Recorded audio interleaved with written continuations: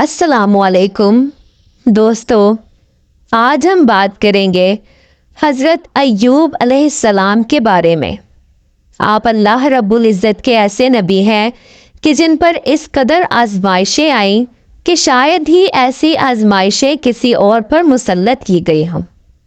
हज़रत अय्यूब अलैहिस्सलाम का वाक़या कुरान और हदीस में सब्र और इस्तिकामत की एक अजीम मिसाल के तौर पर बयान हुआ है। हज़रत अय्यूब अलैहिस्सलाम हज़रत इब्राहीम अलैहिस्सलाम की औलाद में से थे। आप बेपनाह मालो दौलत, सेहत और औलाद से नवाजे गए थे। आपकी बीवी रहमा बिनते यूसुफ या लिया बिनते याकूब के नाम से मशहूर है। आपका ख़ानदान बहुत बड़ा था और आप अपनी कौम में इंतहाई मुअज़्ज़िज़ और मोहतरम समझे जाते थे। आप हमेशा अल्लाह रब्बुल इज़्ज़त का शुक्र अदा करते और गरीबों यतीमों की मदद करते थे। शैतान ने अल्लाह के सामने ये दावा किया कि अगर हज़रत अय्यूब अलैहिस्सलाम की दौलत और सेहत छीन ली जाए तो वो अल्लाह की नाशुक्री करेंगे।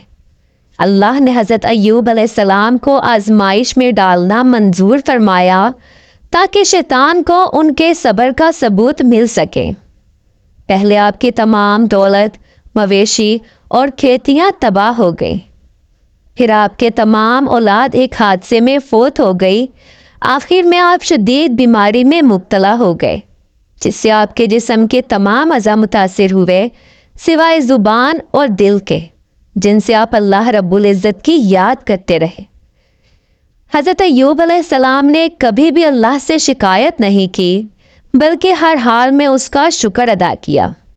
आपकी बीवी ने भी इंतहाई मुश्किल हालात में आपकी खिदमत की और लोगों के घरों में काम करके आपके लिए खाने का इंतज़ाम किया। जब आजमाइश अपने इंतहा को पहुंची तो हज़रत अय्यूब अलैहिस्सलाम ने दुआ फरमाई, बेशक मुझे तकलीफ़ पहुंची है और तू सबसे बढ़कर रहम करने वाला है। अल्लाह रब्बुल इज़्ज़त ने आपकी दुआ कबूल फरमाई और हुक्म दिया कि वो अपना पाँव ज़मीन पर मारे। एक चश्मा फूट निकला जिसके पानी से नहाने और पीने से आपकी तमाम बीमारियां ख़त्म हो गई। आपकी सेहत और जवानी लौट आई।